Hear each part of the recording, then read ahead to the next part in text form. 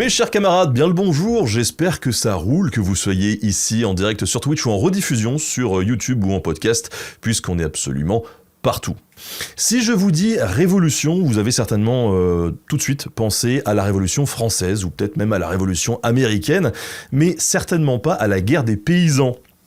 Et pourtant, cette insurrection majeure, elle est souvent associée à ces révolutions plus contemporaines. Alors pourquoi ? Je vais pas vous le dire tout de suite, parce que on va en savoir plus à son sujet dans les minutes et les heures qui viennent. C'est tout le but de l'entretien du jour. Et pour ça, j'ai le plaisir de recevoir aujourd'hui Thiébaut Weber, qui a beaucoup travaillé sur le sujet à l'occasion des commémorations du 500e anniversaire de la guerre des paysans en 2025. Il est engagé depuis longtemps, Thiébaut, dans les milieux associatifs et syndicalistes. Il est le président de l'association 1525, une révolution oubliée, qui a eu notamment pour but de coordonner en Alsace durant toute l'année 2025 le dialogue entre différents acteurs dans le cadre de ces commémorations. Et on aura aussi l'occasion d'en reparler de tout ça. Mais parmi les actions qui ont été menées cette année, en 2025, on peut citer la publication d'un dictionnaire de la guerre des paysans sous la direction de Georges Bischoff et un documentaire aussi, France TV, 1525, la révolution oubliée. Voilà, on va parler de tout ça. Bonjour Thiébaut, comment ça va ? Bonjour, ça va très bien, merci. Merci de me recevoir pour parler de ce beau sujet. Merci de nous accorder un petit peu de ton temps. Voilà. Chouette sujet que j'ai découvert aussi en le préparant avec le camarade Louis qui nous aide à préparer les fils d'interview. Et je soupçonnais pas qu'il puisse y avoir ça, même si j'avais déjà bossé sur quelques exemples de soulèvements paysans, notamment dans les Flandres. Au XIVe siècle, on a eu quand même pas mal de soulèvements, notamment contre l'aristocratie française. La bataille de Courtrai, ça reste un bel épisode de soulèvement paysan. Mon cher Thiébaut, je pose toujours une question quand même avant de commencer cette émission à mes invités, parce que c'est important de savoir d'où ils parlent et pourquoi ils parlent. Alors, comment t'en es arrivé aujourd'hui à travailler sur la guerre des paysans ? Merci, alors c'est une question importante effectivement. Bon, je suis un passionné d'histoire de manière générale. J'ai étudié l'histoire à l'université de Haute-Alsace à Mulhouse. J'en ai pas fait mon métier, mais je suis resté très lié à l'histoire. Je lis beaucoup sur l'histoire. À l'origine, avant de faire des bêtises dans le syndicalisme étudiant, j'avais commencé une maîtrise en histoire romaine, donc c'est pas trop le sujet du jour.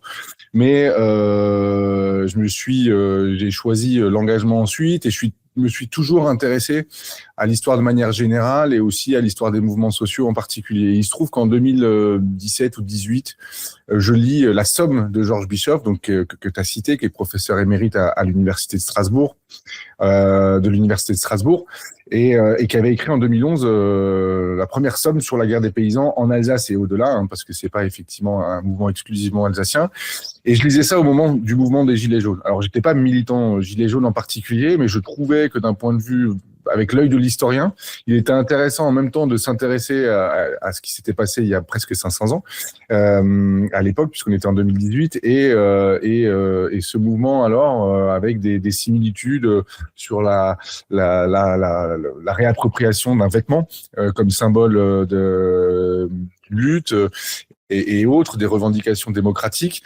Et je me suis dit, tiens, en fait, on est en 2018, dans pas longtemps, ce sera le 500e anniversaire. Il serait peut-être intéressant de faire redécouvrir cet épisode aux Alsaciennes et aux Alsaciens, et puis aussi parce qu'en fait c'est un épisode méconnu en fait dans l'historiographie alsacienne. On aura l'occasion d'y revenir.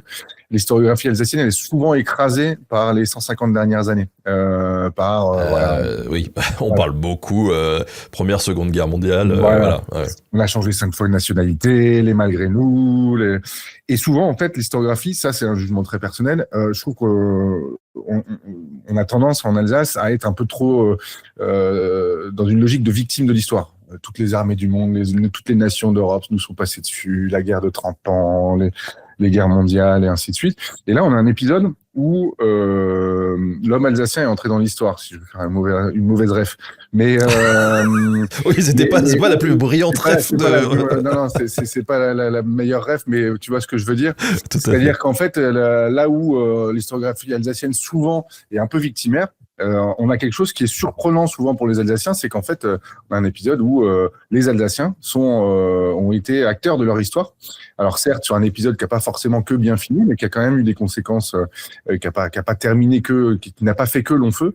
Et c'est ça que j'ai trouvé intéressant et qui m'a poussé à créer cette association avec quelques copains et copines pour faire ces 500 ans qui s'achèvent maintenant, puisqu'on arrive au bout, même si le cycle n'est pas totalement terminé. Donc toi, tu as une formation d'historien ? Oui, j'ai qu'une licence d'histoire, je suis licencié d'histoire. Et donc cette guerre des paysans, est-ce que tu peux brièvement me la résumer en une minute avant qu'on rentre un peu dans le contexte ? Donc on est en 1525 et c'est l'éclatement dans tout le sud, le centre de l'Allemagne, du Saint-Empire romain germanique, c'est-à-dire l'Alsace en faisait partie à l'époque, mais sur 5 pays actuels que sont l'Allemagne, la France, l'Italie avec le Sud-Tyrol, l'Autriche, d'un mouvement qui est coordonné et qui vise véritablement pas simplement à réagir à un impôt. C'est pas juste une jacquerie ou un mouvement paysan au sens d'une réaction à un impôt ou à une décision arbitraire, mais à remettre en cause le système en place, notamment dans le cadre de la réforme luthérienne. Voilà, si je le résume assez rapidement, la guerre des paysans, c'est ça. Ils sont pas contents, en tout cas. Alors, comment ça s'organise Ils en ont gros. Ils en ont gros, voilà. Belle référence, là. Ben, voilà. Comment ça s'organise le Saint-Empire romain germanique au début du XVIe siècle ? Alors, au début du XVIe siècle, on a un monsieur, on a d'ailleurs une époque assez formidable de ces époques de l'histoire où il y a un alignement des planètes. On a un certain monsieur qui s'appelle Charles Quint, qui a accédé au trône du Saint-Empire et qui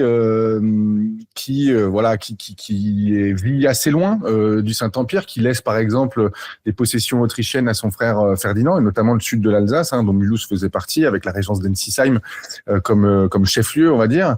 Un pouvoir qui est respecté, mais qui reçoit beaucoup de doléances, parce que on est dans une période d'agitation et de trouble avec un Moyen-Âge qui ne veut pas finir, et des revendications des villes, des bourgeois, des ruraux, qui sont de plus en plus importantes. Alors en tant que tel, le pouvoir impérial n'est pas remis en cause. Mais on s'en méfie un peu. Autant on avait beaucoup aimé l'empereur Maximilien Ier, qui était très très aimé en Alsace, autant Charles Quint il est vécu comme un petit peu plus lointain. Donc un empire qui est pas forcément en position de force, et surtout des pouvoirs intermédiaires, qu'ils soient laïcs ou cléricaux, qui sont là vécus comme de véritables parasites, c'est-à-dire au sens où non seulement ils ont des droits qui sont considérés comme indus et héritiers d'un autre temps, et puis qui en usent ou en abusent. Voilà, on est de l'époque des prébendes pour construire la basilique Saint-Pierre. On a Clément VII à Rome. Donc là encore un grand personnage. On est en train de construire la basilique Saint-Pierre de Rome, et pour ça on vend le paradis, quoi. On vend des petits morceaux de paradis aux gens. Tout ça pour construire un bâtiment qui est magnifique et qu'on admire aujourd'hui, mais à l'époque c'était pas forcément très très bien vécu, quoi. Ouais, donc localement, c'est qui a concrètement le pouvoir, en fait ? Alors, si on parle de l'Alsace c'est une mosaïque de pouvoir qui se partage entre des possessions de la ville de Strasbourg, des possessions des Habsbourg directement, notamment dans le sud de l'Alsace, avec des baillis à qui certaines parties sont données en possession, ce qui crée aussi des tensions. On a, je crois, sur certaines villes, parfois, on a plusieurs co-seigneurs, quoi. Je crois que c'est le cas d'Alkirch, où on a 3 ou 4 co-seigneurs entre ceux qui sont possessionnés, les abbayes, les villes, on a les évêques, donc on a différents princes. Si on regarde aujourd'hui, si on visualise une carte de l'Alsace à l'époque, il faut s'imaginer un patchwork de différents pouvoirs, ce qui crée des tensions, parce qu'en plus, quand il y a des problèmes juridiques, et il y en a de plus en plus, et il y a une culture juridique très très forte de l'homme du commun. C'est le terme retenu, c'est le terme utilisé à l'époque der Gemeinsmann, l'homme du commun en allemand, utilise beaucoup la justice pour défendre ses droits. Et souvent, les cours sont éloignés, très éloignés, parfois plusieurs dizaines, voire centaines de kilomètres pour certains recours. Et il y a de plus en plus de recours contre ces pouvoirs qui sont éclatés, qui sont plus du tout le cliché qu'on a du Moyen-Âge avec le château et le seigneur qui veille sur ces sujets et est prêt à les accueillir dans sa basse-cour en cas de problème. Les possessions sont des affaires qu'on se passe, dont on hérite ou qu'on vend ou qu'on achète et qu'on exploite littéralement. Et ça, voilà, c'est un des ferments de ce qui va donner une des raisons de l'explosion de 1525. Comment ça se structure un petit peu cette société à l'époque ? C'est une société qui est encore structurée avec le long fantôme du Moyen-Âge, c'est-à-dire qu'il y a les puissants que sont les clercs et les seigneurs, mais avec une société civile, si j'utilise ce terme un peu anachronique, qui a quand même pris sa place. On a les villes qui ont pris leur liberté, et ça depuis très longtemps, et elles sont jalouses, elles en sont bien jalouses, et on a une société qui se réveille. Ce qu'il faut savoir, c'est qu'en Alsace, par exemple, les Armagnacs ont fait beaucoup de dégâts. Et les seigneurs à cette époque-là, donc si je me trompe pas, on est au XVe siècle, les Armagnacs, ont été défaillants dans la capacité à protéger la population, et c'est à cette époque-là qu'on voit assister les premières sociétés, qu'on voit se créer les premières sociétés de tir, c'est-à-dire que les villageois, les citoyens s'auto-organisent pour pouvoir se défendre. Et à partir de ce moment-là, se crée une culture civique quelque part, qui va aussi se prolonger dans un autre phénomène qu'on va retrouver dans la guerre des paysans, ce qui est le fait que de plus en plus vont devenir à un moment mercenaires lansquenets. Et en fait, à une époque où les pouvoirs ne se payent pas véritablement d'armée constante parce qu'ils n'ont pas d'impôts constants, on a beaucoup recours aux lansquenets, mais les lansquenets, ce sont des gens du commun, là encore, et ça a permis beaucoup à démocratiser l'accès à l'arme et ça au métier des armes, ce qui a enlevé le monopole des armes aussi aux seigneurs. Ça va être un élément important de la guerre des paysans. Donc, quelque part, l'homme du commun se vit autrement que simplement comme un sujet. Et on y reviendra sans doute, mais dès 1493, et le premier Bundschuh, c'est la première conjuration en Alsace d'un certain nombre de notables contre le système établi, on a véritablement une colère économique et sociale qui considère, avant d'être religieuse et avant que Luther vienne donner une légitimation évangélique à ces revendications-là, on a déjà une volonté, puis quelque part, ça n'a jamais été interprété comme ça, mais on peut l'interpréter comme tel. On est en pleine Renaissance, c'est-à-dire à un moment, c'est l'homme qui décide de se remettre au milieu du village à la place de l'église, quoi. Et on est véritablement dans un contexte comme ça, donc un fantôme du Moyen-Âge dans ses structures sociales et politiques, mais avec un décalage avec les aspirations profondes des gens du commun. Alors, figure-toi que j'ai fait 7 ans d'allemand à partir du collège, c'était ma langue en LV1, et donc tous ces efforts pour ce moment-là, tout de suite. Qu'est-ce qu'un Leihbeigenoschaft ? Alors, c'est le servage, et le servage est effectivement un des héritages, on va dire, de ce long Moyen-Âge, et qui est vécu comme une injustice. Alors, il faut imaginer le servage comme étant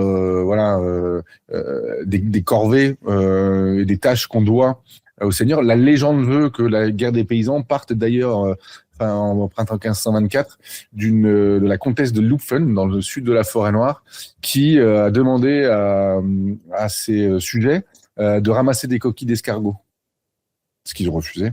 Et ça a pété comme ça. Excuse-moi, mais pourquoi elle aimait bien les escargots ? Pour tisser du fil, en plus. Mais c'est une légende. Mais la légende a été tenace et elle est arrivée très tôt.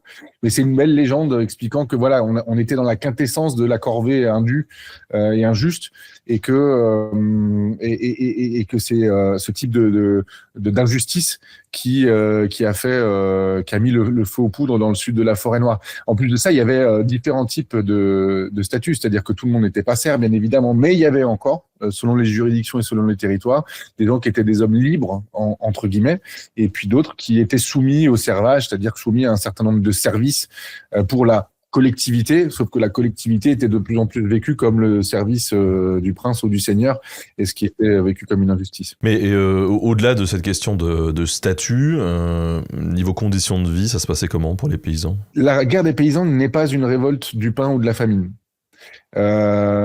Certes, il y a pu avoir dans les quelques dizaines d'années précédentes un certain nombre de récoltes qui ont été mauvaises ou de vendanges qui n'ont pas forcément été bonnes sur ce magnifique vignoble alsacien, mais ça n'est pas une révolte du pain. On pense même que c'est une thèse de Georges Bischoff que l'homme du commun à l'époque il mange 500 grammes de viande par jour. Ce qui est énorme. Ah bah, c'est beaucoup, oui. C'est énorme. Non, c'était un bon viandard. Mais donc c'est vraiment une révolte politique et sociale, mais les conditions de vie ne sont pas forcément catastrophiques. En tout cas, on n'était pas. Voilà, il faut se replacer dans un contexte où, bien évidemment, les inégalités sont très très fortes par rapport à notre société actuelle. Mais nous ne sommes pas en 1525 dans un contexte de famine ou de catastrophe. Alors tu l'as dit, la gestion du pouvoir, elle a l'air assez compliquée entre ce pouvoir un peu éloigné de l'empereur, les pouvoirs locaux, les villes, les petits seigneurs qui sont plusieurs pour gérer une seule ville. Mais t'as lâché tout à l'heure entre deux phrases que c'est surtout l'Église qui a mauvaise réputation auprès des gens. Pourquoi ? Alors particulièrement en Alsace. Dans d'autres territoires, dans le reste du Saint-Empire, c'est les seigneurs qui ont été attaqués. Il y a des châteaux qui ont été attaqués, assez peu en Alsace. En Alsace, c'est beaucoup les abbayes qui ont été attaquées. Souvent avec la complicité de clercs eux-mêmes, c'est-à-dire que dans les bandes paysannes, on avait aussi des petits paysans, des petits clercs, des petits prêtres qui vivaient parmi leurs ouailles et qui souvent partageaient leurs conditions et vivaient chichement, là où, on le sait, les évêques avaient des cours dispendieuses, et puis surtout les abbayes étaient considérées comme bedonnantes, on va dire, et qu'elles d'ailleurs, ça s'est vérifié. Elles ont dans leurs réserves des quantités considérables de vin, de fromage, de beurre, de lard, et toutes les abbayes qui seront attaquées vont permettre d'abord de faire bombance, et puis ensuite de ravitailler les troupes paysannes lors de l'insurrection. En fait, elles sont surtout jugées aussi parce qu'elles prélèvent la dîme et elles prélèvent un certain nombre de taxes, et elles sont considérées comme, justement, par leurs réserves, des entités spéculatrices. C'est-à-dire qu'on les accuse, et c'est sans doute vrai, de spéculer en fonction des conjonctures sur les prix du grain, les prix de la viande, du lait, du beurre, des œufs. Il y a une abbaye, l'abbaye de Lucelle, je crois, dans laquelle on va retrouver une réserve de 6000 œufs pour quelques moines qui sont dedans. Donc autant dire que c'était pas pour leur consommation. Oui, c'était pas pour leur consommation perso. Donc voilà, on est loin de l'image aujourd'hui du moine qui fait des bonbons et de la liqueur gentiment. On est plutôt, il y a une véritable haine. Alors il y aura pas de mort. Il y a un moine mort à Altkirch pendant la guerre des paysans en Alsace. Ce sera pas un bain de sang, mais globalement il y a un ressenti très très fort contre les institutions cléricales et particulièrement les abbayes. Il y a un point qui me paraît quand même important d'aborder aussi rapidement avant de continuer à développer ce sujet et puis le contexte dans lequel va se développer cette guerre des paysans, c'est la vitesse de circulation des idées, notamment grâce à l'imprimerie, parce qu'on est à une époque charnière quand même là. Exactement. Dans cette belle vallée du Rhin naît fin du 15e siècle, l'imprimerie. Elle est d'abord conçue et imaginée à Strasbourg avant de voir le jour à Mayence. Gutenberg va avoir quelques problèmes et quelques procès à Strasbourg, donc il va partir à Mayence, retourner à Mayence dans sa ville pour voir naître l'imprimerie. Et l'imprimerie va avoir, pour le dire très simplement, l'effet qu'a les réseaux sociaux aujourd'hui. C'est-à-dire qu'on a multiplié par plusieurs millions la capacité à faire circuler les idées, à imprimer. Voilà, on est passé des moines copistes à une imprimerie qui démultiplie la circulation des idées, pour le meilleur et pour le pire. Il y a également des fake news et qui sont circulées à l'époque. C'est assez intéressant de constater. Je suis pas spécialiste moi-même de l'imprimerie, mais pour avoir pas mal lu là-dessus, c'est assez intéressant de voir les similitudes qu'il peut y avoir. C'est ce qui m'a passionné, aussi poussé à me dire que ces 500 ans pourraient aussi venir un peu questionner notre présent. et donc l'imprimerie va permettre la circulation des idées. Alors ce qu'on retient de l'imprimerie souvent, c'est les livres. En fait, c'est pas que les livres qu'on imprime. On imprime aussi souvent des tracts, des feuilles volantes qui sont souvent une feuille et qui vont encore permettre la diffusion des idées beaucoup plus rapidement. L'exemple des 12 articles sur lesquels on reviendra, mais les 12 articles, c'est au pic de la guerre des paysans, c'est des paysans qui se réunissent en Thuringe et qui rédigent 12 articles de revendication. Ces 12 articles, en un mois à peine, ils vont arroser tout le Saint-Empire. Et on sait qu'en Alsace, moins d'un mois après leur écriture même, par les paysans de Thuringe, les Alsaciens sont au courant de ces 12 articles et s'y rattachent et y prêtent serment. Donc c'est grâce à l'imprimerie que circulent aussi rapidement ces idées. Bon, on voit que le climat est un petit peu sous tension, et d'un climat de tension, ça va se transformer en climat de révolte. Alors tu nous as lâché un petit mot là, le bunchou, c'est des... C'est mignon. Voilà, c'est mignon. Très mignon comme nom. Un petit bunchou. Un petit bunchou, voilà, exactement. Voilà. Alors c'est quoi exactement les bunchous, parce qu'il n'y en a pas eu qu'un seul. Il n'y en a pas eu qu'un seul. Alors le premier bunchou, il a lieu en 1493 sur le Hungersberg, qui est une belle montagne pas loin de Sélestat. En fait, c'est quelques conjurés donc de Sélestat et de Bienschwiller, qui est un petit village qui se trouve au pied de l'Ungersberg, qui se retrouve dont l'ancien maire, on va dire, bourgmestre, pour le dire rapidement, de Sélestat, qui se retrouve en haut du Ungersberg et qui prête serment pour faire tomber l'ordre établi. Alors, en redescendant de cette montagne, ils prêtent serment en levant le pouce et l'index, ce qui est sans doute un hommage et une référence au serment qui a été prêté par les confédérés suisses au moment de la création de la Confédération helvétique. Hein.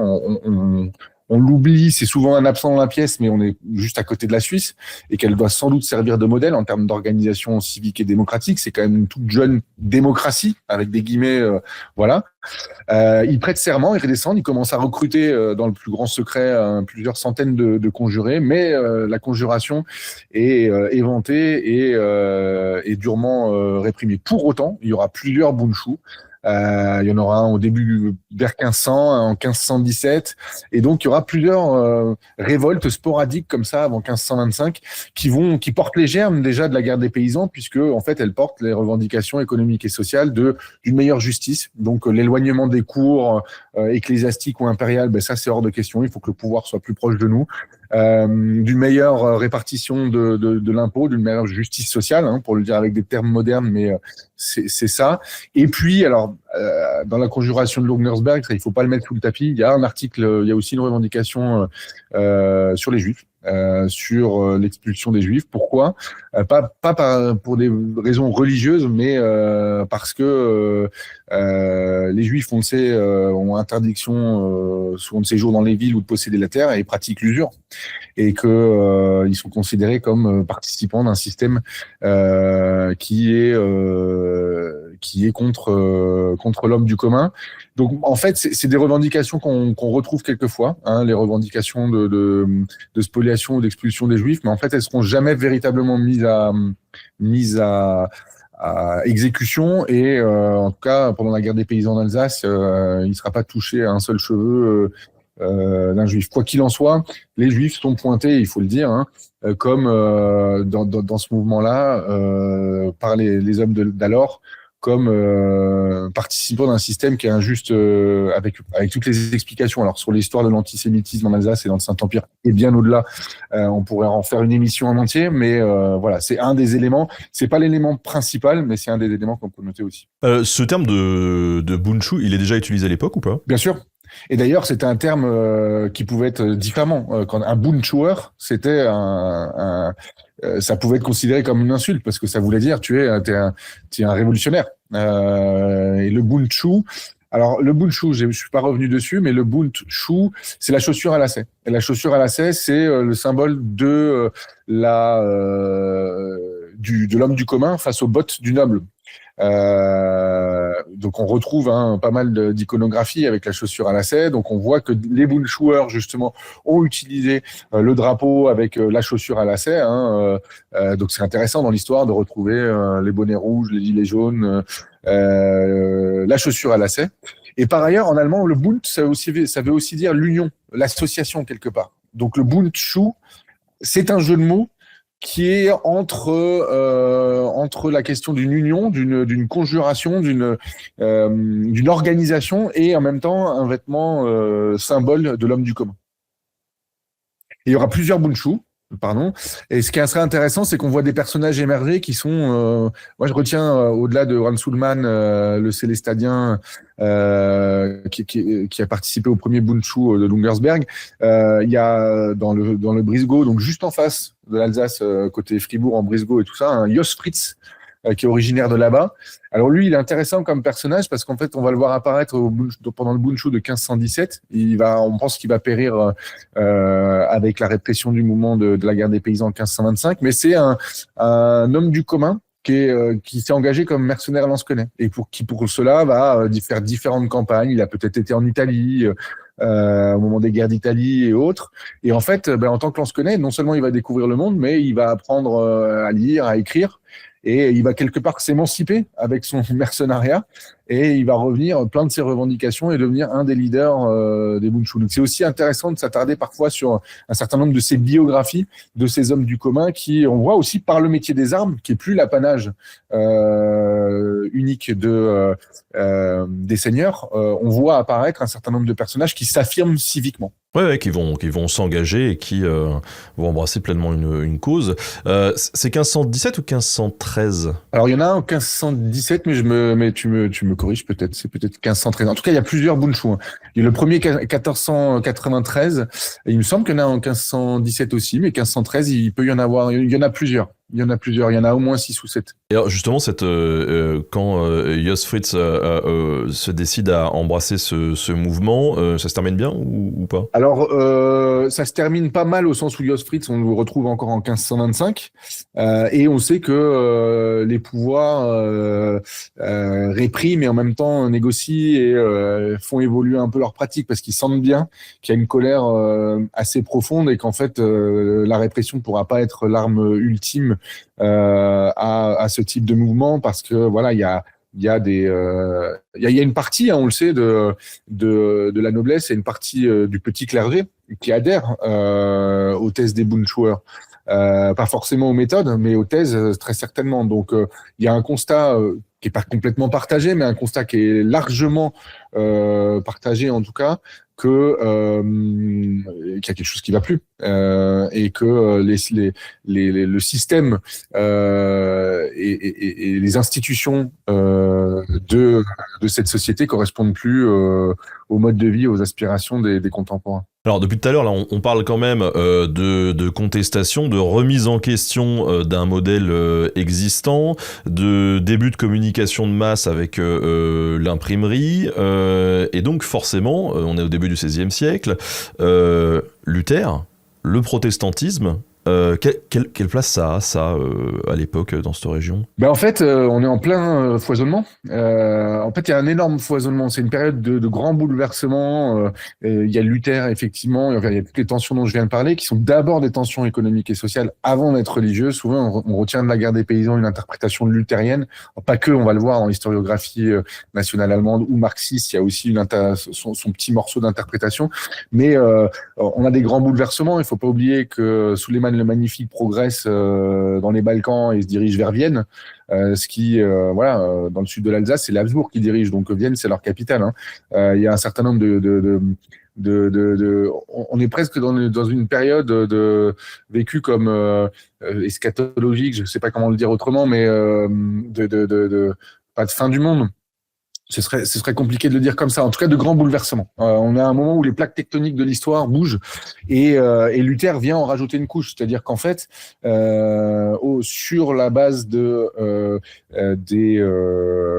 revendications qui sont portées depuis 30 ans maintenant par les Bundschuher, Luther arrive avec ses thèses qui viennent donner une légitimation totale à ce mouvement préexistant. Et au début, d'abord, Luther salue le mouvement des Bundschauer et puis ce qui va devenir la guerre des paysans. Et d'ailleurs, au début de la guerre des paysans, Luther va appeler les princes à prendre en considération les revendications des paysans. Alors, ce qu'on appelle les paysans, hein, voilà, je l'ai dit, c'est l'homme du commun, c'est les ruraux, c'était la majorité de l'époque, pour ensuite les condamner, et on verra peut-être ensuite pourquoi, mais parce que un des seigneurs qui a réprimé le mouvement à un moment est pris après le siège de son château et massacré à Weinsberg en mai, et après ça Luther va tout simplement dire aux seigneurs qu'ils peuvent que de massacrer ses chiens, littéralement.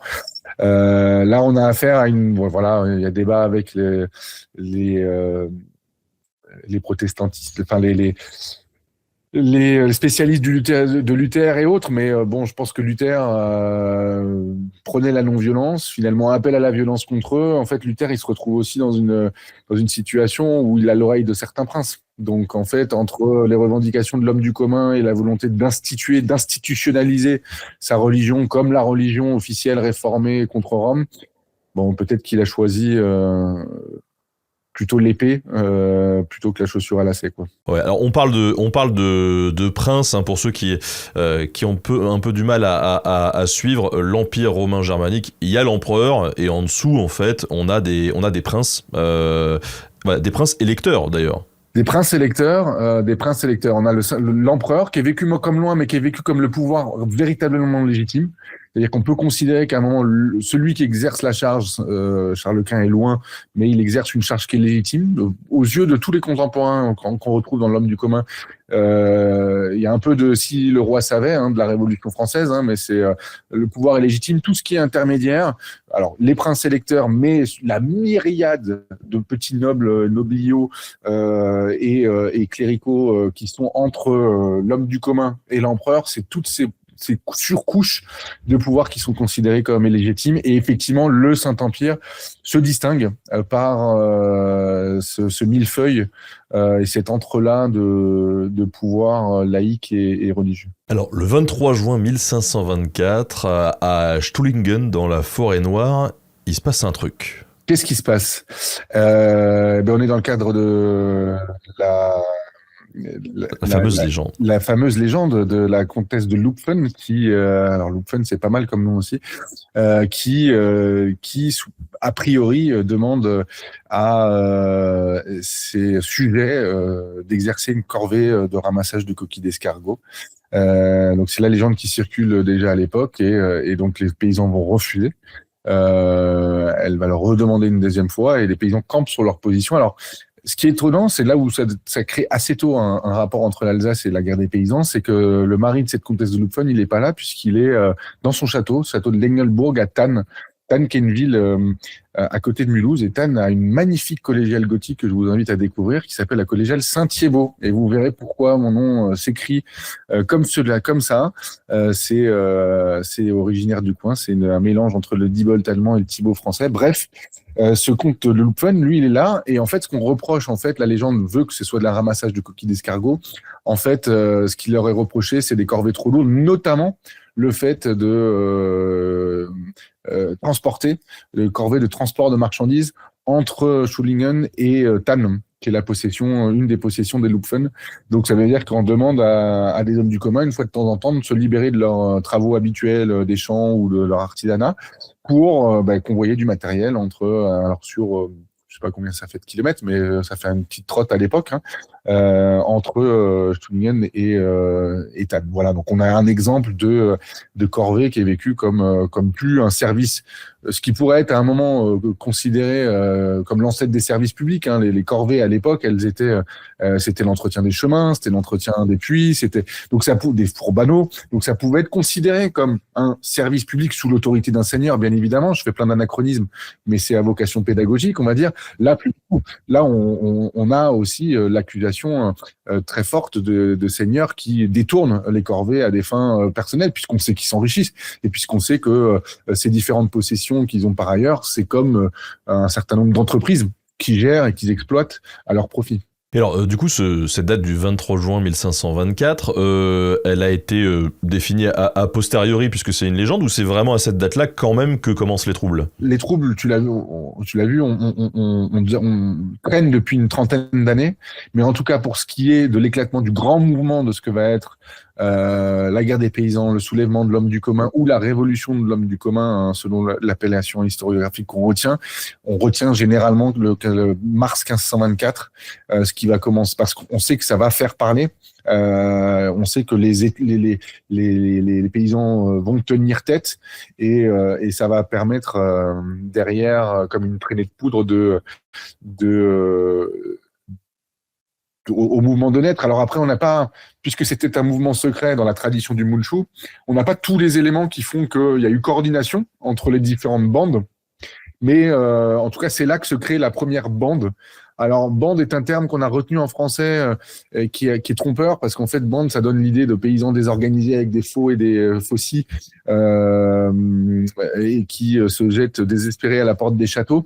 Bande, ça vient de Haufen en allemand, et les Haufen, ça veut dire effectivement bande, mais ça veut dire la troupe. Et c'est notamment le terme utilisé dans les troupes Lansquenet, pour dire une Haufen de Lansquenet, de Landsknecht. Hein. Lansquenet française vient du Landsknecht allemand, donc le valet de territoire, je vais le traduire littéralement, mais qui veut dire en gros le soldat d'infanterie de l'époque. Et les Haufen sont d'abord, alors là on a affaire à une révolte paysanne, mais font de plus en plus s'organiser de manière militaire, avec à leur tête, souvent, à l'instar de Jos Fritz, d'anciens Lansquenets ou des Lansquenets qui se mettent au service des troupes paysannes. Parlons par exemple de Hans Müller von Bulkenbach ou Erasme Gerber. Tiens. Deux personnages différents. Hans Müller, il est plutôt un ancien Lansquenet, donc dans la lignée de Jos Fritz et tout ça, un leader plutôt respecté de ses troupes, pas un idéologue, mais d'ailleurs quelqu'un qui va avoir une approche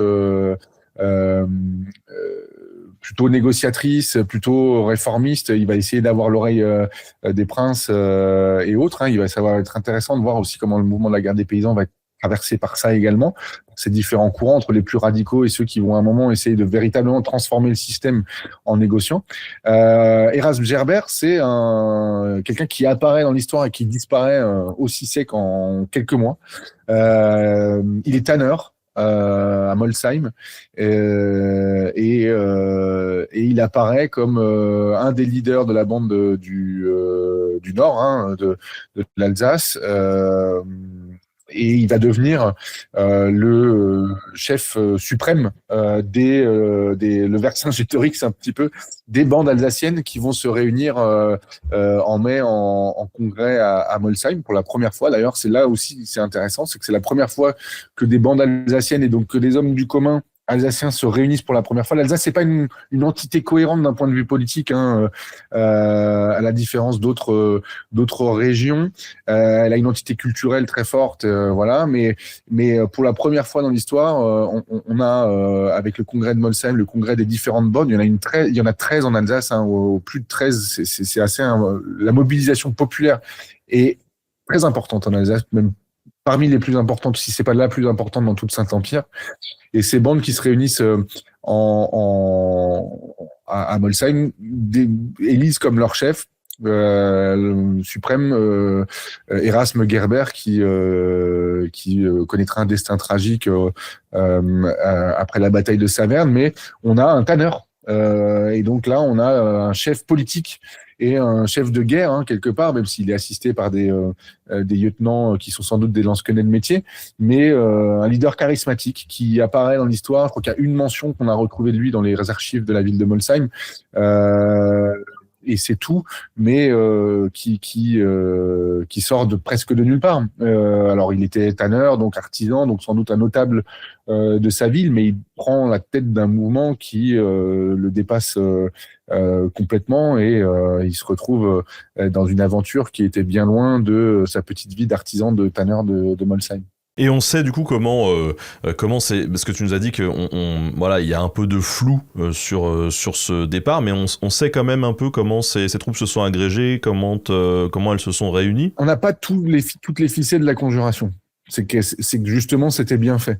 En Alsace par exemple, hein, si je me trompe pas, c'est aux alentours du 16 avril que part la révolte, et elle est coordonnée partout de la même manière. C'est-à-dire que ça part au même moment, au même endroit. C'est-à-dire qu'il y a eu conjuration. Il y a eu coordination, et les bandes se sont organisées et sont regroupées du sud au nord de l'Alsace. Alors le mouvement était parti déjà plutôt dans le reste du Saint-Empire. L'Alsace part plus tard, mais de manière impressionnante. Et à la Pâque 1525, bam, ça part comme un seul homme. Donc voilà, on n'a pas tous les tenants et les aboutissants. On n'a pas retrouvé les notes qui sont passées. Sans doute, ça se passait plutôt de manière orale, mais on sait, parce que le mouvement se déclenche de manière coordonnée avec l'attaque d'un certain nombre d'abbayes, notamment, que le mouvement a été coordonné et qu'il y a eu une vraie volonté d'agir au même moment, avec dans un pur élan révolutionnaire quelque part. Parce que là, c'est pas simplement une révolte sporadique où on réfléchit pas à ce qu'on fait, on prend les armes parce que on réagit à un événement à chaud. Il y a eu préparation. Oui, donc en ce sens-là, on vient de parler des conjurations de Bundschu. Est-ce que cette guerre des paysans, elle est considérée comme une de ces conjurations, ou est-ce que c'est autre chose du coup? Alors, rétrospectivement, elle va être vue comme l'aboutissement de ces Bundschu. C'est-à-dire que ça va être le plus grand. On pourrait dire que la guerre des paysans est le plus grand Bundschu. Voilà, mais ça va largement au-delà, dans la mesure où on va dire c'est peut-être ce que rêvaient depuis 30 ans en silence les Bundschuer, c'est-à-dire l'idée qu'à un moment tous les mouvements se coordonnent dans tout le Saint-Empire romain germanique. Et puis je le disais, hein, ça déborde sur ce qui est aujourd'hui le territoire de Belfort et la Franche-Comté, ça déborde du côté lorrain aussi. On reviendra sur le duc de Lorraine, personnage intéressant de cette histoire aussi. L'Italie, la Suisse actuelle aussi. C'est le grand soir du Bundschu, on va dire, la guerre des paysans, et il y a effectivement coordination des liens, des relations entre les bandes. C'est très structuré. Alors, en Alsace, par exemple, chaque point d'étape, chaque camp paysan est distant de maximum un jour de marche les uns des autres, souvent dans les abbayes, parce que c'est pratique pour accueillir du monde, et puis souvent il y a les réserves dont on a parlé tout à l'heure. Ils sont organisés, c'est-à-dire il y a des recrutements, il y a de la formation. Il y a les lansquenets qui se mettent au service des paysans, donc on réunit des fonds également pour les pays. Il y a d'anciens paysans qui sont eux-mêmes lansquenets, donc qui encadrent et qui sont des capitaines de ces bandes-là, qui vont former, encadrer, recruter. Il y a des roulements qui sont organisés aussi, parce qu'à un moment il faut aller bien travailler au champ ou dans son échoppe, parce qu'il n'y a pas que des paysans, je disais, il y a le monde rural, hein, donc c'est des artisans aussi. Donc on organise des roulements, et comme ça, pendant quelques mois, il y a une nouvelle société, mais qui vit son utopie quelque part. Hein. On est à l'époque de l'utopia de Thomas More aussi. C'est la Renaissance qui s'organise et qui quelque part met en place sa propre organisation, qui est, et il faut insister là-dessus, une organisation assez bien huilée, et qui est pas simplement des bandes qui parcourent de manière erratique l'Alsace à la recherche de pillages et de victuailles. C'est beaucoup mieux organisé que ça. Oui, et du coup, là, il y a des objectifs qui sont clairs, du coup. Oui, il y a des objectifs, y compris militaires, qui sont clairs. On reprend, par exemple, les objectifs qui avaient été établis par les seigneurs, qui étaient, alors je me souviens plus exactement du nom du plan, mais il y avait un plan qui avait été établi par les seigneurs de la région en cas d'attaque de la Bourgogne ou de la France sur le territoire. Donc on sait que ce plan avait été établi, et comme beaucoup étaient des hommes d'armes, ils connaissaient ce plan-là. Et donc on reprend ce plan-là, l'organisation de ce plan-là, on se le réapproprie pour s'organiser militairement. C'est assez bien pensé. Avec des objectifs qui sont préétablis, oui, mais en fait, il y a l'enjeu pour un certain nombre de bandes. Si on pense aux bandes du Nord et par exemple à la bande du Sundgau. Alors le Sundgau, c'est le sud de l'Alsace, tout ce qui est entre Bâle et Mulhouse globalement, et le sud de l'Alsace. Il y a une grande bande qui est menée par Heinrich Wetzel, qui lui va aller sur le piémont vosgien, qui va justement faire ouvrir les portes de la ville de Thann, qui va basculer dans le camp des paysans. Ils vont chercher du soutien dans les villes pour plusieurs raisons, pour des raisons politiques, pour des raisons économiques, de soutien financier, et puis aussi pour des raisons militaires, parce que dans les villes, il y a des arsenaux, il y a des bourgeois équipés, On sait par exemple que Strasbourg, la grande ville de Strasbourg, ville libre impériale, a mené des relations diplomatiques très très fortes. Elle a proposé d'être un lieu de négociation avec les paysans, mais elle savait aussi qu'un certain nombre de ces corporations, notamment les corporations qui étaient très en lien avec le monde rural de manière générale, donc les bouchers ou les horticulteurs, alors je sais plus comment on s'appelait à l'époque, mais l'équivalent des horticulteurs ou les jardiniers, on va dire, étaient très en lien avec les paysans, et certaines corporations étaient prêtes à leur fournir leurs armes, puisque vous le savez, tu le sais, dans les villes, les corporations étaient composées des régiments, on va dire, et avaient chacun un peu leur arsenal. Donc on avait des mouvements qui s'organisaient avec des objectifs aussi diplomatiques, et qui étaient souvent quand même en Alsace de rallier des villes. Mais alors, la finalité de tout ça, c'est quoi? Parce qu'on a bien compris qu'il y a un mécontentement vis-à-vis du système, mais du coup, la revendication, c'est quoi? La revendication, on peut le retrouver résumé assez bien dans les 12 articles. Alors, des 12 articles, si on les résume, c'est des 12 articles qui portent sur la justice, sur l'accès à la faune et la flore. Il y a un truc très écologique là-dedans. L'impôt. L'accès à la faune et à la flore, est-ce que ça aurait pas un rapport? Alors je sais que dans beaucoup de royaumes, finalement, par exemple, la chasse est plutôt réservée aux nobles, en fait, et aux sphères du pouvoir. Et si un gueux arrive et commence à buter les animaux dans la forêt et qu'il se fait choper, ça c'est pas bon pour lui, c'est ça? Ah, exactement. En fait, le droit de chasse, le droit de ramasser du bois, le droit de pêcher sont des droits régis par les seigneurs. Et ça, c'est considéré comme proprement scandaleux. Et donc, dans les 12 articles, qu'on retrouve assez facilement, il y a une page Wikipédia consacrée où il suffit de taper les 12 articles, guerre des paysans, mais même 12 articles, vous les retrouvez. D'abord, il y a la question d'élire son pasteur et de le renvoyer s'il se comporte mal. Donc de ne plus se faire imposer son clergé, mais de pouvoir le choisir. Des pasteurs qui doivent être payés sur la grande dîme, donc ils doivent, si possible, être fonctionnaires de l'Église et pas payés par leur sujet. De pouvoir utiliser les forêts, les étangs, les rivières, de pouvoir pêcher, chasser librement. Ce qui va être aussi une revendication de la Révolution française plus tard. De la question des impôts, que les seigneurs ne devraient pas augmenter à leur guise les corvées des paysans au-delà du niveau fixé lors de la négociation initiale. Bon, c'est un terme un peu technique, mais voilà. Ce qui est intéressant, c'est que dans les paysans du Sundgau, donc du sud de l'Alsace, vont rédiger eux-mêmes leurs propres articles. Et il y a un très bel article, ils sont pas tous très beaux, mais il y en a un très beau près de l'article qui dit « Et par ailleurs, le surplus d'impôts doit aller aux pauvres et aux nécessiteux ». Des revendications très modernes, en fait. Très moderne, même si malheureusement c'est pas toujours des revendications, c'est plus malheureusement toujours des revendications qu'on retrouve aujourd'hui. Aujourd'hui, on considère, mais que souvent le surplus d'impôts qui va aux pauvres et aux nécessiteux est pas forcément dû, et pas forcément toujours très juste. Là, on a une revendication où effectivement les gens du commun disent en fait, au lieu de vous en mettre plein les poches, le surplus d'impôts il devrait aller à nos pauvres et à nos nécessiteux, quoi. Je trouve en tout cas voilà, il y a les tribunaux, donc les tribunaux qui doivent être indépendants. Donc ils sont très partiaux, les tribunaux à l'époque. En fait, les tribunaux seigneuriaux impériaux, ils sont souvent partiaux et dirigés par ceux qui sont censés juger également. Quand on a affaire à des tribunaux seigneuriaux, mais qu'en fait, quand on a un litige avec le seigneur et que le tribunal est plutôt seigneurial, ça commence à être un peu compliqué.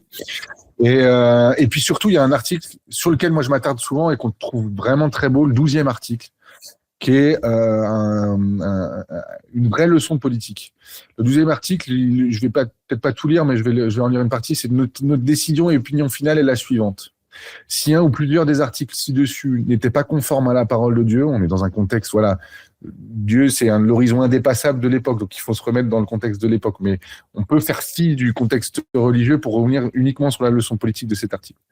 S'ils n'étaient pas conformes à la parole de Dieu, donc les articles précédents, nous voulons les retirer si cela nous est expliqué sur la base des Saintes Écritures. Et si jamais nous devions autoriser un certain nombre d'articles maintenant et qu'on constatait par la suite qu'il était erroné, alors ils devraient être rayés et caducs. Ainsi de suite, et ils le disent, voilà, nous voulons nous prémunir et tout ça.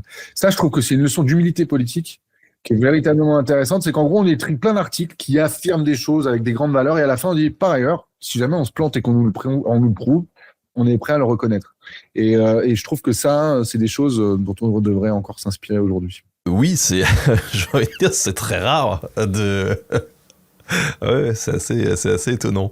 Alors, tu nous l'as dit, en fait, dans cette guerre des paysans, il y a pas que des paysans, en fait. Pourquoi on l'appelle la guerre des paysans, alors que tu me dis que, tu vois, t'as plein de corporations différentes, de gens qui ne sont pas des paysans? En fait, on a retenu le terme de guerre des paysans de manière assez tardive. En fait, c'est vraiment la révolte de l'homme du commun au sens de la ruralité. Et la ruralité, c'est l'écrasante majorité de la population à l'époque. Donc, il y a effectivement des paysans qui constituent une part importante de la population, mais il y a aussi et surtout des artisans. On l'a vu avec Erasme Gerber, du petit clergé, des femmes dont on n'a pas forcément mis beaucoup de rôle en valeur, même si le 500e anniversaire a permis en Allemagne et un petit peu en Alsace de mettre la lumière et de rendre hommage à leur participation active, même parfois armée, hein. Pas majoritairement, mais dans le mouvement. On a le monde rural. Donc, en fait, d'où l'appellation plutôt dans l'historiographie allemande de la révolution des Gemeinsamen, c'est-à-dire la révolution de l'homme du commun, et pas la révolution de la guerre des paysans. Il y a le terme Bauernkrieg qui existe en allemand, qui veut dire la guerre des paysans, mais en fait, nous, on retient véritablement l'histoire de l'homme du commun qui rend davantage justice à ce qu'était ce mouvement à l'époque, parce qu'en fait, dans guerre des paysans, il y a même un terme qui a été péjoratif, qui a été utilisé plutôt au 19e siècle. Depuis le 19e siècle, on entend encore un peu, c'est la guerre des rustaux. En français. La guerre des rustaux, là, pour le coup, c'est très péjoratif. Et en fait, derrière guerre des paysans, il y a aussi un peu un terme un peu péjoratif. Pour moi, le terme paysan n'est pas du tout péjoratif. D'ailleurs, le trésorier de notre association, qui est éleveur à Châtenois et qui fait paître ses bêtes à quelques centaines de mètres d'un des champs de bataille de la guerre des paysans, c'est drôle, hein. Il se définit lui-même comme paysan. Donc, mais dans le terme guerre des rustaux, guerre des paysans, il y a parfois quelque chose d'un peu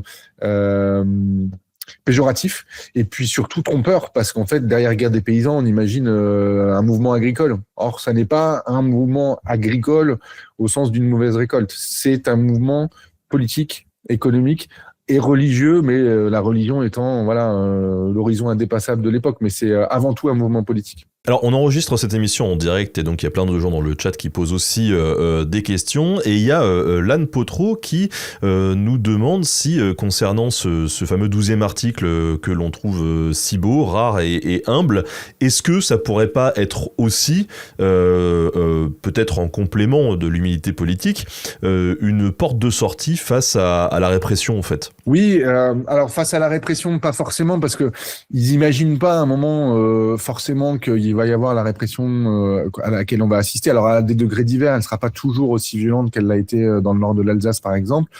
Mais il y a une volonté de négocier. On est dans une société du contrat. C'est une société très juridique. Il y a beaucoup l'homme du commun et même les femmes par ailleurs. On le verra avec les veuves, notamment de leaders paysans qu'on retrouvera par la suite et qui vont mener un certain nombre d'actions pour faire reconnaître leurs droits sur les domaines et autres. Vont mener des actions juridiques. Donc on est dans une société de la négociation, du contrat, de la procédure. Et je l'ai dit, alors autant on retrouve des figures comme Thomas Münzer, qui est un prédicateur qui nous vient de Mühlhausen, alors pas le Mulhouse alsacien, c'est la même chose, mais plutôt dans le centre de l'Allemagne, en Thuringe. Lui sera un très radical et appellera très clairement à une violence très forte.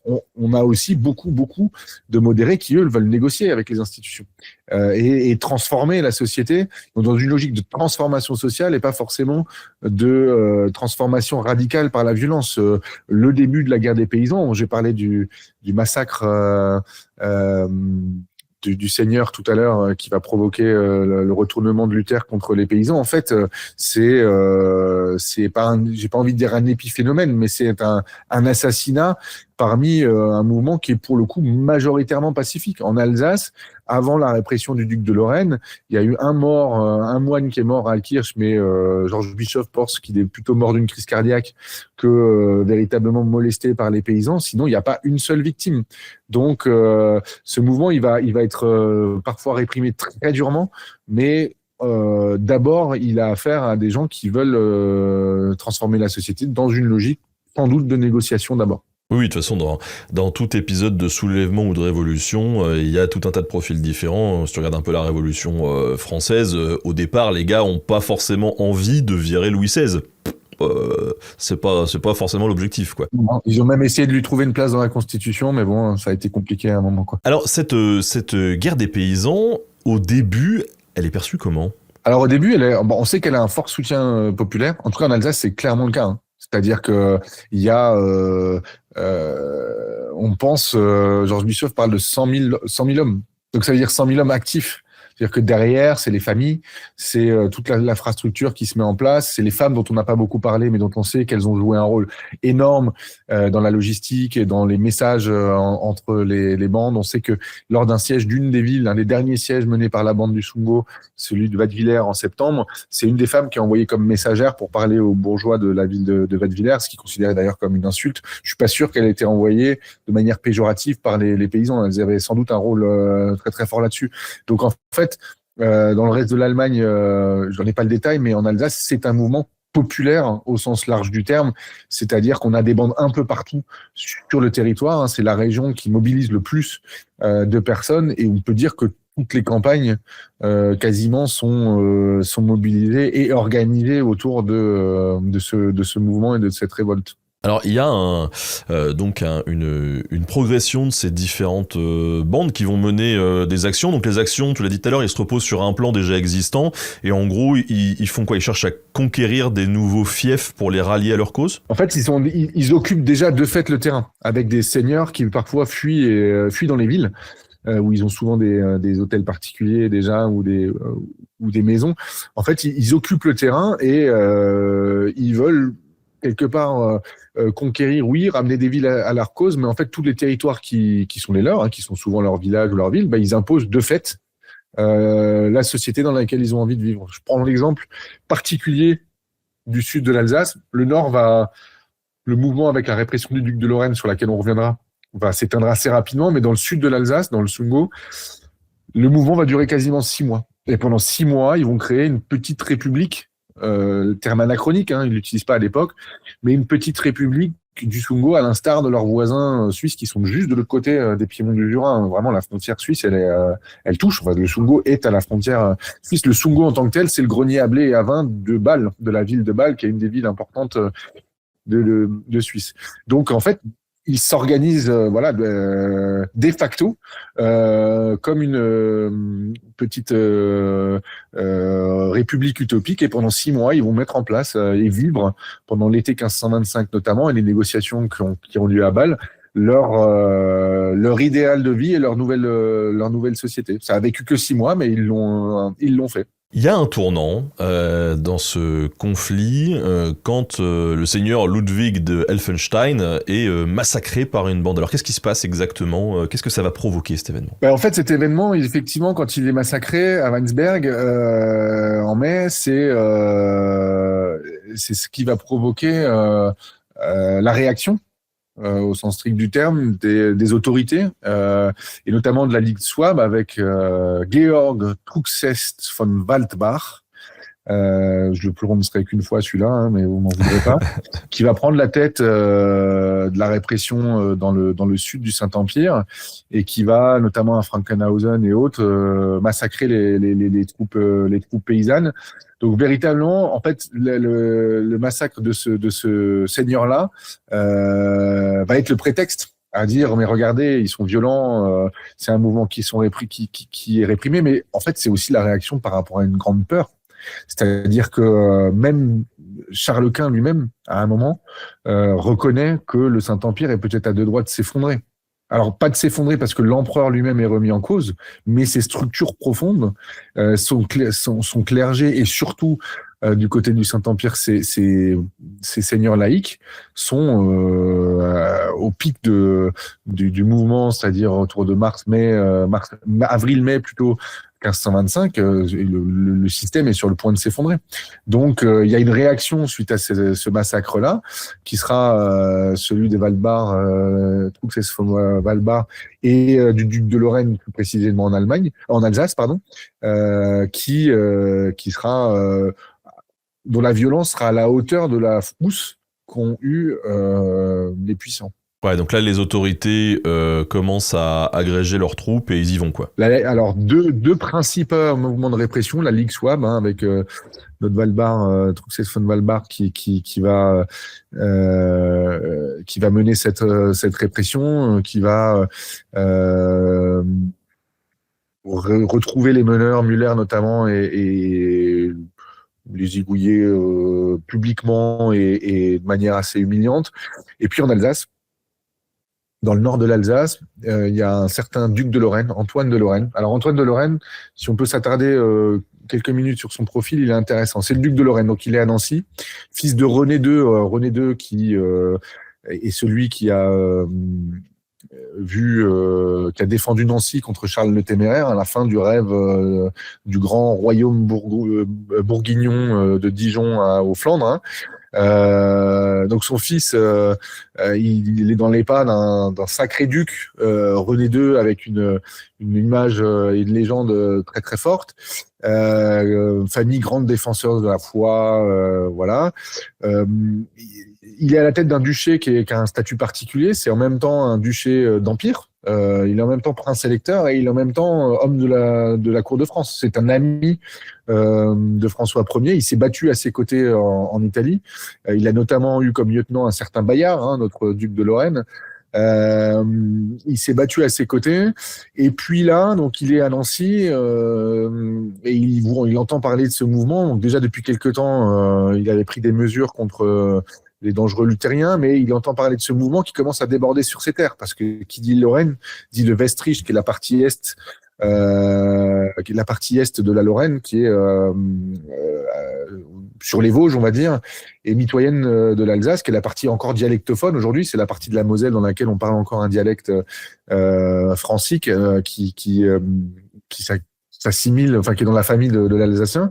Bref, il se dit, oula, j'ai des possessions en Alsace, elles ont basculé, ça commence à basculer sur mes terres, je vais me mobiliser et mener ce qui va être réécrit après comme une forme de croisade. Donc c'est aussi pour s'inscrire dans la grande tradition familiale de son papa d'aller taper contre des hérétiques. Sauf que lui-même, il n'a pas beaucoup de troupes, donc il commence à se déplacer, il va à Vic-sur-Seille, il se retrouve à Dieuze, et là il fait appel à son frère qui est un certain Claude de Lorraine, qui est à la tête des armées de roi de France. Donc il demande à la régente, parce qu'il faut savoir aussi que en termes d'instabilité politique, on est pas mal. François Ier, qu'est-ce qui s'est passé en 1525? Bataille de Pavie. Monsieur est prisonnier en Espagne. Il n'y a personne à la tête du royaume de France. Donc bon, des révoltes qui commencent à déborder les Vosges, ça commence à faire un petit peu peur. Il fait appel à Claude de Lorraine, la cour de France accepte de laisser Claude de Lorraine qui est à la tête de ce qui reste, ou en tout cas ce qu'il y a de l'armée française. Il rejoint son frère avec une partie des troupes royales. Ils embauchent des lansquenets et d'autres troupes, y compris des troupes allemandes. On a un patchwork, voilà, ce n'est pas que des Lorrains au sens strict du terme. Et puis, ils vont mener cette campagne éclair. D'abord avec le massacre de Lubstein et de Saverne. Alors Lubstein, ils vont passer le col de Saverne. À Lubstein, il y a des insurgés qui sont réfugiés, qui créent une Wagenburg qui est un peu comme dans les westerns, les chariots avec les canons en rond, avec un peu d'artillerie. Ils vont les massacrer, les hacher menus, et ils vont brûler le village avec femmes et enfants. Ce sera un massacre, voilà. Erasme Gerber, dont on a parlé, s'étant réfugié dans Saverne, résiste un temps. Puis, sous la promesse de la vie sauve pour tous, sort de la ville avec ses troupes. Ça se passe bien, il commence à sortir de la ville. Et puis, à un moment, un des lansquenets du duc de Lorraine rançonne un des paysans qui se laisse pas faire. Ça part en bagarre générale. Et puis, selon la légende de Volsir, qui a conté et écrit dans son récit la campagne du duc de Lorraine dit qu'il y aurait un ange qui serait arrivé en disant tuez-les, c'est permis. Et donc il y aurait eu un massacre autour de Saverne et dans Saverne, avec là encore 8000 morts, donc non seulement les insurgés, mais les femmes et les enfants de la ville. Tout ça, donc le 17 mai. Et le duc continue, il redescend en Alsace le long du piémont des Vosges. Il arrive à Chervillers, au pied d'un château que tu connais bien, qui est l'Ortembourg. Alors on peut l'appeler l'Ortenbourg, mais l'Ortembourg ça marche aussi. Les locaux l'appellent aussi comme ça. Non, pas de problème. Et tu le connais, mais en fait ce château, au pied de ce château-là où tu as été, et sur ton lieu de tournage où on voit le château en arrière-plan, c'est le lieu de la dernière grande bataille de la guerre des paysans en Alsace, à Chervillers, sur le banc de Chervillers et Châtenois, plus exactement. Et là, on assiste à une bataille rangée, digne d'une bataille de guerre d'Italie. C'est-à-dire là encore, c'est pas quelques insurgés avec des faux et contre une armée bien équipée, voilà. L'armée du duc arrive le 20 au soir à marche forcée. Le duc voudrait se reposer et plutôt mener la bataille le lendemain. Son conseil de guerre lui dit non, il y a des troupes qui vont arriver de partout, il y a des renforts qui vont arriver de partout. On n'est pas sur nos terres. C'est pas sécure. Hein. On attaque dès ce soir. Tant pis si on est épuisé et qu'on a marché à marche forcée. Ils attaquent. Ils sont repoussés 3 fois par les paysans pour dire à quel point, là encore, au sein d'une Wagenburg et équipés, entourés de leur armée de métier, ils résistent. Ils sont organisés. Ils finissent par rompre quand même. Ce qui leur manque beaucoup, c'est pas tant l'artillerie, c'est la cavalerie. C'est la cavalerie qui va leur manquer. Et donc la bataille se termine par un massacre. Et malgré ça, ayant gagné la bataille, le duc de Lorraine rentre Fissa en Lorraine par le col de Salles, donc il repasse les Vosges par le Val de Villers, et même là, il est encore attaqué par des petites guérillas et des troupes paysannes. C'est-à-dire, malgré les massacres et la perte du moral, il y a quand même, il faut se mettre dans la tête de ces hommes de l'époque. À un moment, tout quitter pour ça, ils se sont dit, peut-être foutu pour foutu, on va aller jusqu'au bout. Mais jusqu'au bout, il aura affaire à des embuscades et à des escarmouches jusqu'à ce qu'il retourne sur ses terres de Lorraine. Je termine rapidement, pardon, j'ai été long. Oh non, mais je t'en prie, hein, c'est là pour ça le format, tu peux digresser. D'accord. Mais ce qui est intéressant sur les Lorraines, c'est qu'en fait, là où ça nous rattache à la grande histoire, ça rattache la guerre des paysans en Alsace à la grande histoire de France, c'est justement cette famille des Lorraines. Les Lorraines, ils vont devenir quoi? Ils vont devenir la famille des Guises. Et principalement, Claude de Lorraine, ça va devenir le premier comte de Guise. Et en fait, la Lorraine, ce Claude de Lorraine, c'est Antoine, et voilà, en Alsace, c'est la première fois qu'ils vont se faire la main sur ce qui va devenir des protestants. À l'époque, bien évidemment, les gens pendant la guerre des paysans ne se vivent pas comme des protestants, des luthériens, des réformés, des huguenots ou quoi que ce soit. Il n'y a pas encore cette dichotomie très forte qui va se forger plus tard entre deux religions qui vont se faire la guerre. C'est des gens qui veulent réformer la société dans laquelle ils vivent, et on l'a vu avec les 12 articles, pas simplement d'un point de vue religieux. Quoi qu'il en soit, le duc de Lorraine vient faire une croisade contre ces dits luthériens. Et Claude de Lorraine, c'est lui qu'on va retrouver au massacre du temple de Vassy, un massacre d'un temple clandestin où une trentaine de personnes, là encore femmes et enfants, vont être zigouillés. Il va y avoir François de Lorraine aussi dans la famille qui va s'illustrer. Puis il va y avoir un certain Henri de Guise, donc je crois que c'est le petit-fils ou le fils dans la famille, qui va être le chef de la Ligue catholique au moment de la Saint-Barthélemy. Donc là encore, dans la légende de la famille, de René II, François de Lorraine et ainsi de suite, on a une famille qui se crée une bonne réputation et une bonne légende d'ultra-catholique, et notamment quelque part les germes de ce que va devenir la famille de Guise et sa place dans la guerre des religions et à la Saint-Barthélemy. Quelque part, on peut dire qu'elle trouve ses racines sur les champs de bataille et dans la répression alsaciens de la guerre des paysans. Alors, globalement, comment va se terminer cette guerre des paysans? Alors, elle va se terminer de différentes manières. Là, on a assisté là, je viens de raconter une des répressions, c'est la répression la plus violente de la guerre des paysans dans tout le Saint-Empire. C'est en Alsace qu'elle se passe. Il y a celle de Truxès von voilà, je perds son nom, mais je l'avais dit que je le prononcerai qu'une fois, mais tant pis. de la Ligue Swab qui est aussi violente, mais en Alsace, elle est particulièrement sanglante. Et notamment, les massacres des villages de Lubstein ou de Saverne vont pas laisser une très très bonne réputation d'ailleurs à Antoine de Lorraine qui va essayer de se racheter derrière un peu derrière et de mettre un peu d'eau dans son vin. Mais là, on a soit des répressions violentes comme celle-là, soit à l'instar de ce qui s'est passé dans le sud de l'Alsace. Dans le Sungo, donc qui est complètement différent, mouvement qui va durer même après la répression par le duc de Lorraine dans le nord de l'Alsace, des mouvements qui vont durer jusqu'en septembre-octobre et qui vont s'éteindre un peu par eux-mêmes. Ils vont s'éteindre d'abord pendant l'été 1525, il y a une négociation. Bâle, qui est, je le disais, qui a le Sungo comme grain à grenier et à vin, va se proposer comme lieu de négociation internationale. Donc il y a des négociations internationales qui s'ouvrent à Bâle entre les paysans et la régence des Habsbourg d'Ensisheim. Parce que là encore, ils ont eu très peur et les paysans étaient à deux doigts de faire tomber et de prendre la ville d'Ensisheim, qui est le lieu de la régence, donc du pouvoir local des Habsbourg dans la région. En fait, ces négociations piétinent. Les puissants veulent gagner, les Habsbourg veulent gagner du temps. Jusqu'à ce que les paysans n'aient plus de patience et que la révolte reprenne à la rentrée, on va dire, en septembre. En septembre, les paysans essayent de prendre Wattwiller, je l'ai déjà évoqué, mais échouent. Et le mouvement va se dissoudre quelque part, s'auto-dissoudre à Absheim. Il y aura répression, dont des exécutions, mais là d'une 60aine de personnes dans le sud de l'Alsace, mais pas des massacres tels qu'on a pu les observer avec la Ligue Swab et avec la Ligue Swab et Truxes von Walbach. Ça y est, ou le duc de Lorraine, mais à beaucoup d'endroits, on verra des répressions mêlées aussi à quelques réformes.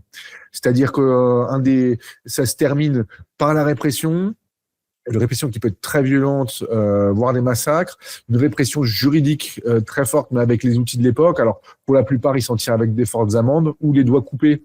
C'est les doigts coupés, ceux avec lesquels on a fait serment, on se les fait couper. Il y a des exécutions, pendaison, noyade, bûcher, c'était de l'époque. Il y en a aussi, mais sur beaucoup de territoires, en tout cas, il va y avoir, au-delà de la répression des meneurs, aussi le constat que on a négocié, que le pouvoir sera plus quand même totalement exercé comme avant et que le servage va disparaître progressivement. D'ailleurs, bien avant le reste du territoire français. Alors l'Alsace, c'est pas encore française, mais il serait intéressant de brancher les historiens pour aller étudier ce que ça donne d'un point de vue politique, économique et social. Mais certains historiens pensent que des territoires comme l'Alsace, aujourd'hui rattachés à la France, bien sûr, ont fait leur révolution française d'un point de vue économique et social, pas politique, mais un peu plus tôt, et que, mine de rien, cette guerre des paysans, si elle réussit pas au sens politique à faire basculer le régime en tant que tel, donc c'est pas une révolution aboutie, elle a été révolutionnaire quand même au sens de l'intention, c'est-à-dire que ça a été prévu, ça a été écrit, on a des articles, on a une coordination, on a la volonté, c'est exprimé pour la première fois dans l'histoire. D'ailleurs, c'est la première fois dans l'histoire que l'homme du commun rentre par l'écrit dans l'histoire. C'est quand même intéressant avec des articles comme cela, mais surtout, on va assister quand même un peu comme 68 quelque part, si je devais faire une analogie. C'est-à-dire 68 aboutit pas à un changement de régime, mais il y a un changement des mœurs quand même. On sait que l'éducation sera plus tout à fait la même, que le pouvoir sera plus tout à fait exercé de la même manière. C'est une analogie qui vaut ce qu'elle vaut, mais c'est un peu la même chose après la guerre des paysans, c'est-à-dire que tout revient à peu près à l'ordre, mais les structures... Il y a des concessions, quoi. Il y a des concessions qui sont faites, et surtout, on a oublié, une des causes d'oubli de la guerre des paysans, ça a été le fait que le siècle qui a suivi a été un siècle d'or pour l'Alsace, notamment la vallée du Rhin et le Saint-Empire, et que en fait peut-être que ça a contribué d'un point de vue économique et social à gommer aussi un certain nombre des inégalités qui avaient été dénoncées pendant la guerre des paysans. Et d'ailleurs dans cette Alsace, on l'a vu, ça a été vraiment le bastion, quoi. Cette guerre des paysans, elle a duré plus longtemps en fait en Alsace qu'ailleurs, et ils ont été un peu plus loin que les 12 articles qui avaient été rédigés précédemment, non ? Ils ont fait 24 articles. Exactement, ils en ont fait 24. Et ça, c'est les paysans du sud de l'Alsace, du Sungo, qui, sur la base des 12 articles, en fait, ont rédigé leurs propres articles.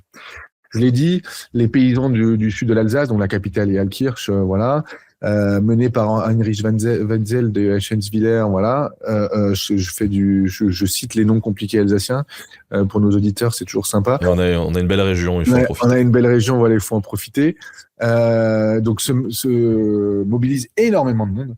Et sont sur le point, je l'ai dit, de faire tomber la régence des Habsbourg en Alsace. Et à ce moment-là, les Habsbourg disent non, ok, on accepte, on va négocier, on accepte Bâle comme médiateur, la Suisse qui se propose déjà comme lieu de médiation, de négociation à l'époque. Ok, on va négocier avec Bâle. Bâle qui va aussi dire bon, on a vu ce qui s'est passé dans la répression en mai, parce qu'on est aux alentours de juin-juillet. Hein. La répression a déjà eu lieu dans le nord de l'Alsace avec le duc de Lorraine. Ils ont vu ce que ça a donné. Ils ont dit attendez. Le Sungo, c'est quand même notre grenier à blé et à vin. On voudrait peut-être pas quand même qu'ils massacrent tous nos paysans. On a quand même besoin d'eux sur les marchés, quoi. Il y a un petit intérêt. Il y a un petit intérêt, bien évidemment, il y a un petit intérêt. Mais donc, ils négocient dans l'église des Dominicains, hein, qu'on trouve encore aujourd'hui à Bâle, qu'on peut encore voir cette église, la Berg-sur-Platz, dans cette belle ville de Bâle. Et donc, ils négocient, en fait, en vue de ces négociations, ils prennent les 12 articles, mais ils vont rédiger leurs 24 articles, effectivement. Mais en fait, en termes d'alinéas, il y en a plus d'une cinquantaine, 56, je crois, quelque chose comme ça. Et en fait, ça va être leur cahier revendicatif pour les négociations. Donc là encore, on a quelque chose qui est proprement révolutionnaire au sens des cahiers de doléances, quelque part, mais qui vont plus loin. C'est-à-dire que c'est pas simplement des cahiers de doléances au sens des plaintes, c'est des cahiers de doléances au sens de voilà la société qu'on veut mettre en place.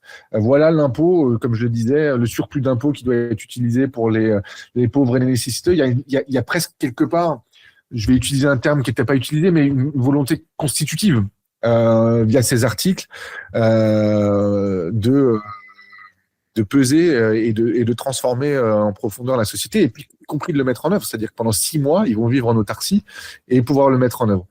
Ces négociations ne vont pas aboutir. Sous la pression des Bâlois, ils obtiennent quelques concessions de la part des Habsbourgeois qui sont là, qui négocient au titre des Habsbourgeois.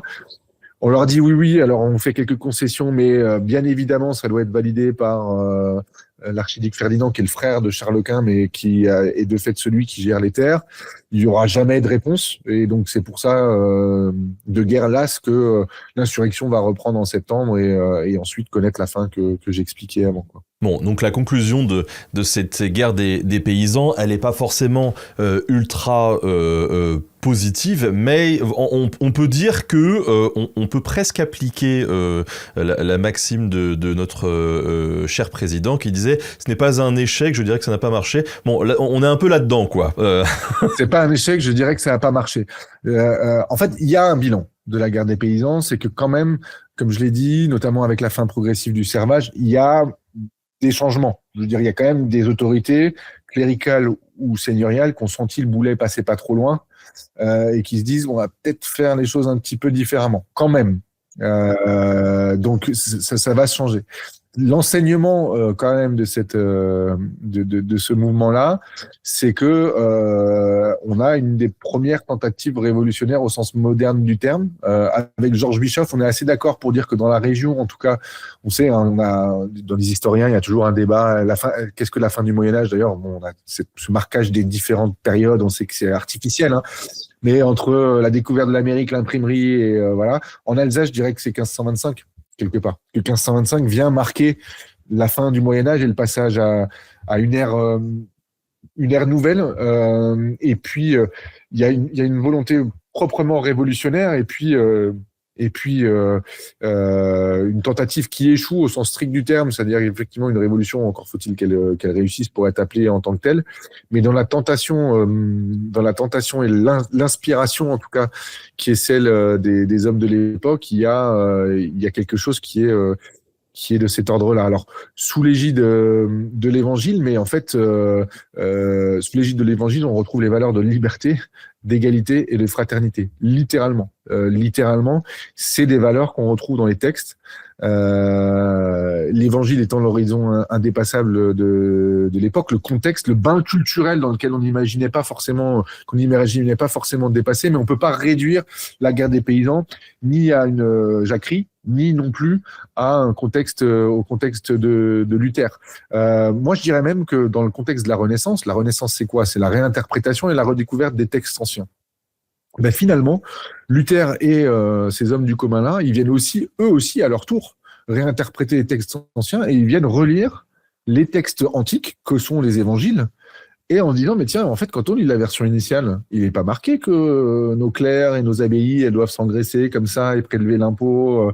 Il y a même, on parle même de vœux de pauvreté et tout ça. Et quelque part, c'est un mouvement proprement lié à la Renaissance, de s'inscrire dans la relecture des textes antiques, qu'ils soient aussi religieux quelque part, pour les remettre au goût du jour et rappeler à leurs contemporains et en puissant d'alors la vérité sur les prix des textes originaux et en l'occurrence aussi, pas seulement les savants antiques, mais aussi les Saintes Écritures. Alors, quelle mémoire on a gardé de cette guerre des paysans, alors que ce soit dans les années qui suivent ou même par la suite, dans les siècles suivants? Alors, dans les années qui suivent, l'histoire étant écrite par les vainqueurs, mauvais lapsus, par les vainqueurs, la mémoire s'estompe peu à peu, notamment parce que je le disais, il y a un siècle d'or ensuite qui fait que le terreau propice à la guerre des paysans s'estompe. Et puis surtout, en fait, pour le dire assez rapidement, dans l'historiographie et dans la tête des Alsaciennes et des Alsaciens, on confond deux épisodes souvent qui viennent s'écraser dans les couches successives de mémoire. C'est la guerre de 30 ans, qui a été un traumatisme en Alsace. L'Alsace a été un des terrains sur lesquels les armées européennes sont passées et repassées et re-repassées et ont détruit et pillé allègrement. Y compris avec des contingents lorrains. Donc, quand on dit la petite rivalité, qui est une rivalité sympa entre les Alsaciens et les Lorrains, que Dieu me protège des Lorrains, en fait, qu'a priori, c'est une expression qui vient pas tant de la guerre des paysans, mais qui vient plutôt de la guerre de 30 ans. Donc, souvent, il y a confusion entre la guerre des paysans et la guerre de 30 ans. Et puis après, ce souvenir, il s'est estompé aussi parce que je le disais, on a aujourd'hui encore, voilà, une historiographie qui est très très centrée, obnubilée par les 150 dernières années, qui reste sensible dans l'identité alsacienne aujourd'hui, parfois trop sensible, parfois ça me gonfle parce que je préfère aussi, et c'était tout l'enjeu de ces 500 ans-là, de pouvoir remettre au goût du jour, rappeler, même si ça n'a pas forcément, même si à la fin on pourrait dire ils ont perdu, oh là là, mais on a toujours été victime de l'histoire, finalement ça vient encore donner de l'eau au moulin de l'historiographie victimaire. Non, c'est aussi l'occasion de montrer que on a des épisodes de l'histoire économique, de l'histoire sociale de l'Alsace qui sont importants, importants des épisodes importants de l'histoire européenne et dont les Alsaciens et les Alsaciennes ont été acteurs, et que finalement, au-delà de la définition de l'Alsace, parce qu'on a tout un débat autour de l'Alsace au sens populaire du terme, c'est-à-dire pas l'Alsace administrative telle qu'elle a été régentée d'un côté par les Allemands, de l'autre par en province, par le Royaume de France, puis par la République. C'est quoi l'identité alsacienne au sens populaire du terme? On a toujours du mal à la chercher. Moi, je vois dans le congrès de Molsheim de mai 2025 la première manifestation d'une unité d'hommes du commun d'Alsace qui viennent du sud et du nord, qui parlent pas forcément le même dialecte. Il n'y a pas d'unité du dialecte et de la langue alsacienne, même aujourd'hui encore, mais qui se retrouvent et qui, pour la première fois, font Alsace au sens populaire du terme. Donc moi, j'aime bien aller y chercher ça aussi, au-delà de l'intérêt objectif de cet épisode sur un épisode proprement révolutionnaire. Et alors, parce que là, on parle quand même d'un épisode d'insurrection qui touche pas que l'Alsace, mais tout le Saint-Empire, et donc une bonne partie de l'Allemagne actuelle. En Allemagne, quelle résonance ça a eu, cette guerre des paysans? Alors en Allemagne, elle a eu une résonance très forte, et ce qu'il faut savoir, c'est qu'en Allemagne, la guerre des paysans est encore très présente dans l'histoire allemande, de manière générale, et dans l'historiographie allemande. Elle l'a toujours été, ça fait partie du récit national allemand de manière générale, là où, pour l'Alsace, c'est devenu une branche morte d'une historiographie qui est vivace de l'autre côté du Rhin, quoi. Souvent, et je ne vais pas rentrer dans un grand débat, mais souvent, les particularismes locaux et les histoires locales ont du mal, surtout quand elles sont liées à l'histoire européenne de manière générale, voilà, à trouver leur place. La guerre des paysans, elle n'a pas trouvé sa place dans le récit républicain. Voilà. Dans le récit républicain, il y a la Révolution française c'est la plus belle, c'est la plus grande. Bon, en même temps, c'est vrai qu'elle est pas mal quand même, hein, il faut pas le dire. Et l'Alsace a été un haut lieu de la Révolution française aussi, donc voilà. Mais l'histoire, la particularité de l'histoire de l'Alsace est pas prise en compte. Donc il y avait aussi un enjeu à dire, sans faire du particularisme ou du régionalisme, à faire à le mettre dans une perspective européenne, mais à faire et universelle, de l'histoire universelle, hein, à faire redécouvrir cet épisode. J'entendais, juste pour donner un exemple, sur ces particularismes locaux qui sont souvent pas reconnus et dont Paris a du mal, entre guillemets, à reconnaître la spécificité. Tu sais, on a le Concordat en Alsace, qui font que chez nous, les prêtres, les pasteurs et les rabbins sont fonctionnaires et sont payés par l'État. Quand j'entends la présidente de l'Assemblée nationale au moment des 120 ans de la loi de laïcité, notre belle laïcité, qui dit la République ne reconnaît et ne finance aucun culte. Si, en fait, la République elle ne finance majoritairement aucun culte, mais il y a un petit bout de France sur lequel il y a le Concordat, qui aujourd'hui reconnaît 3 religions et la 4e qui est là, la religion musulmane n'est pas reconnue. Enfin, voilà. Il y a pas de, il y a une volonté aussi avec ces 500 ans-là, dans cette mémoire-là, non seulement de faire redécouvrir quelque chose qui a été oublié, mais qui est encore très connu en Allemagne, mais aussi de rappeler à un moment les histoires et les particularismes locaux. Pour basculer du côté allemand, la guerre des paysans, elle a été très très fêtée là, dans le sud de l'Allemagne, à l'occasion des 500 ans. Il y a eu beaucoup d'événements qui ont été organisés. Elle fait partie du récit national allemand, et pour donner 2 exemples extrêmes, vous êtes d'un côté les nazis qui eux-mêmes se sont réappropriés la guerre des paysans avec un certain nombre de chants, notamment Schwarzenhaufen, la bande noire, qui est un chant qui était chanté par je ne sais plus quelle division, ainsi de suite.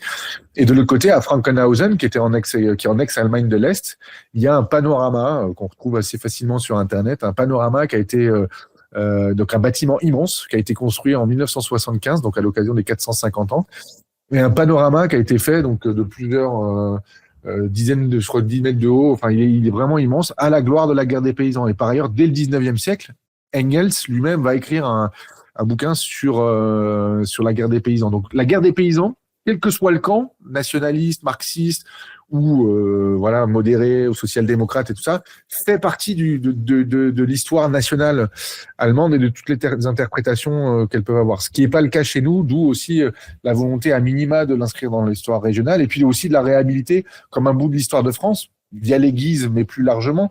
Et là où je te remercie beaucoup, Benjamin, c'est qu'en fait, tu es un des médias à portée national, voire international, si c'est pas galactique, qui nous permet justement de faire ça à l'occasion du 500e anniversaire.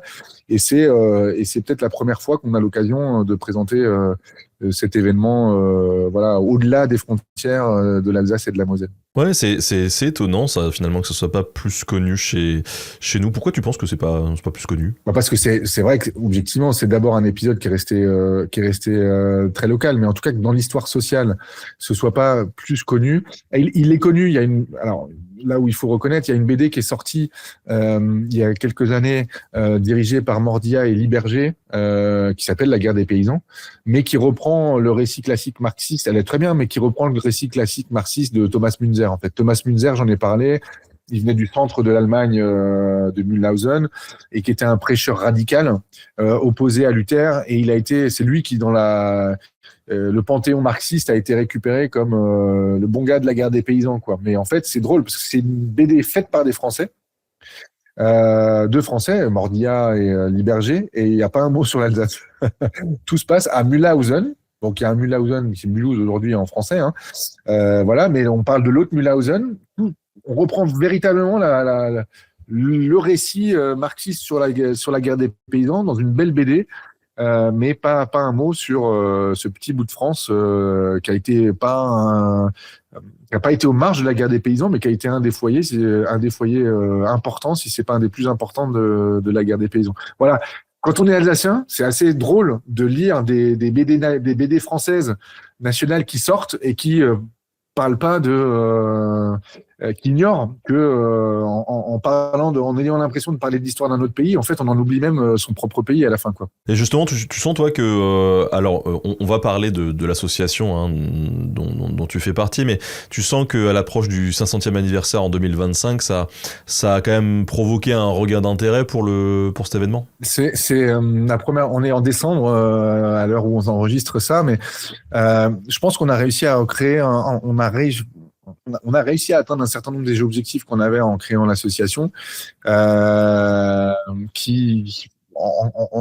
il y a pas mal d'événements qui ont été organisés. Il y a 3 expositions qui ont été organisées, dont une exposition qui a été organisée par la communauté européenne d'Alsace, donc le département Alsace, on va dire.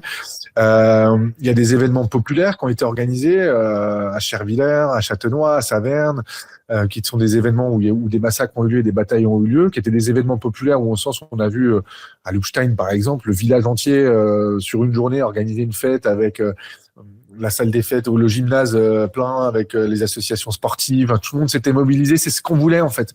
On voulait pas que des débats d'académiques. On voulait aussi que ce soit une fête aussi populaire. Bon, on a bien fait la fête en Alsace aussi, c'est pas mal. Hein. Puis pourquoi pas.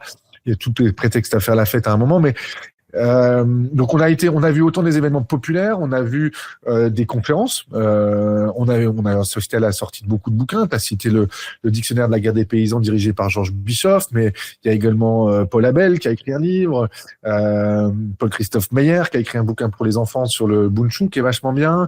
Il y a Charlie Dame, Georges Bischoff qui a écrit des choses aussi. Donc il y a l'historiographie qui a été renouvelée par nos petits historiens, nos grands historiens locaux. Je dis nos petits historiens, mais c'est des vrais historiens qui ont redécouvert des choses. Il y a Paul Abel qui vient de redécouvrir une version enluminée et colorée du récit de Volsir du duc de Lorraine. Bon là je vais rentrer dans le détail, mais voilà. Donc l'historiographie a été renouvelée. On a recréé un intérêt. On a eu on a eu des magazines, on a eu plein d'articles dans la presse, et puis on a eu un super documentaire qui a été publié par notre copain et membre de l'association Alexis Metzinger, qui est un documentaire, et que ça va te parler, dont les illustrations ont été faites par John O, qui est un amoureux de l'Alsace, qui a étudié aux Arts Déco à Strasbourg, et qui vit pas loin de l'Alsace. Alors, il vit pas en Alsace, et donc Alexis le connaît bien et ils bossent ensemble. Et donc, le documentaire que vous trouverez, hein, qui s'appelle 1525, La Révolution oubliée, que vous trouverez sur YouTube. Les illustrations sont superbes et elles ont été faites pour ce documentaire-là par John O. C'est un documentaire d'une 50aine de minutes. C'est la grosse classe. Hein. C'est dispo sur YouTube d'ailleurs le documentaire. Hein. A priori, on peut le trouver aussi. Et alors, donc ton association, donc elle s'appelle 1525, une révolution oubliée. Alors, on l'espère que maintenant le nom de l'association ne vaut plus et qu'elle est un petit peu moins oubliée. Et qu'on a fait le boulot. Voilà, vous allez la renommer une révolution, point. Alors, sans doute, on va la dissoudre en 2026. L'enjeu était d'avoir une association qui soit organisée pour cet événement et qui meurt de sa belle mort une fois qu'on aura bouclé tous les événements. Mais même si on pense qu'il y aura encore des événements en 2026, puisque ça a donné des idées de publication de ci, de ça, mais l'association n'a pas vocation à être pérenne. Alors toi, du coup, qu'est-ce que tu vas devenir ? T'as d'autres chantiers qui vont t'occuper ? Sans doute, je sais pas trop quoi, mais autour de l'histoire et pas forcément. Je travaille, mais c'est pas lié à notre sujet d'aujourd'hui, mais j'ai un petit dada là où je réfléchis. Je travaille beaucoup sur l'intelligence artificielle, y compris d'un point de vue professionnel, et je me dis que sur les dialectes, justement, les langues dites rares, il y a des chantiers immenses à mener pour que les IA génératives puissent être des outils d'archivage, mais aussi de réactivation ou de transmission des dialectes, avec des enjeux de réentraînement par les dialectophones, ou en tout cas ceux qui sont encore dialectophones et tout ça, voilà. Donc tu vois, c'est pas que des choses historiques, sans doute, hein. Je pense qu'il restera quelque chose autour de la guerre des paysans. On y réfléchit à cet héritage-là, de se dire comment on pourrait inscrire dans le temps une petite tradition autour de la mémoire. Il y a plein de plaques qui ont été révélées ça et là en Alsace, hein, donc il restera un héritage, même celle du maire de Chervillers. Il a fait une plaque c'est le logo 1525-2025 que vous trouverez sur le site de l'association. Donc c'était le logo des commémorations de cette année dans une stèle de grès rose de 2 tonnes. Je pense que celle-là, elle va rester pour quelques années. Nous, on va penser cet héritage-là, et puis on va gentiment s'intéresser ou s'occuper d'autres causes ou d'autres sujets. Oui, parce que c'est ce que j'allais dire, la commémoration, c'est quelque chose justement qui peut être vraiment valorisé autour d'un événement comme ça. On fait souvent la distinction entre histoire et mémoire. L'histoire, c'est ce qui s'est passé, ça relève de la science en fait, hein, de notre passé. Et puis la mémoire, c'est l'interprétation, ou en tout cas la manière dont on choisit de commémorer des événements dans notre société actuelle, finalement, de les célébrer ou pas. Et donc cette mémoire-là de la guerre des paysans, elle peut s'inscrire sur le moyen long terme en Alsace, en fait. Alors, ce qui est intéressant, c'est que, je sais plus, c'était en 2000, fin des années 90 ou 2000, dans le village de Bienchwiller, que j'ai cité au tout début de notre entretien, qui était un des villages du premier Bundschuh, dans lequel on a retrouvé des premiers Bundschuhers. Dans les années 90, eux, ils se souviennent encore de l'histoire particulière qu'a leur village vis-à-vis des Bundschuh. Il y avait une révolte, qu'est-ce que je raconte, mais il y avait eu des manifestations de viticulteurs à un moment contre des mesures qui avaient été prises contre eux. Et aux fenêtres du village, ils avaient affiché, ils avaient chacun mis des pics avec une chaussure à lacets, une chaussure moderne, hein, mais des chaussures en mémoire d'eux. Donc, je pense que la mémoire, elle peut vivre déjà si les Alsaciens et les Alsaciennes peuvent connaître. Je sais que j'ai plein de potes profs qui m'ont dit qu'ils utilisaient tes contenus, donc j'espère que le podcast sera utilisé dans les classes d'Alsace et au-delà pour parler de et qui vivent comme ça dans la mémoire. Je sais pas dans quelle mesure cette mémoire on peut l'institutionnaliser, sans doute pas. On imaginait peut-être un événement politique et social de débat un peu large qui pourrait de temps en temps autour d'une date anniversaire venir cultiver un peu cette mémoire. Je sais pas si ça marche. L'essentiel, c'est que ça puisse qu'aujourd'hui on ait fait le boulot sur le fait que les Alsaciens et les Alsaciennes s'en souviennent, quoi. Bah écoute, en tout cas, je te remercie vraiment pour le temps que tu nous as accordé aujourd'hui et pour la découverte de ce sujet que moi je ne connaissais pas, effectivement, avant de me pencher dessus. Mais là encore, merci à toi de nous avoir donné cette opportunité de pouvoir faire découvrir ce sujet à un public plus large que nos amis alsaciens. Merci à tous d'avoir suivi cette émission aujourd'hui. Et puis, écoutez, je remercie encore Louis pour la préparation de cette émission. Ciao, ciao!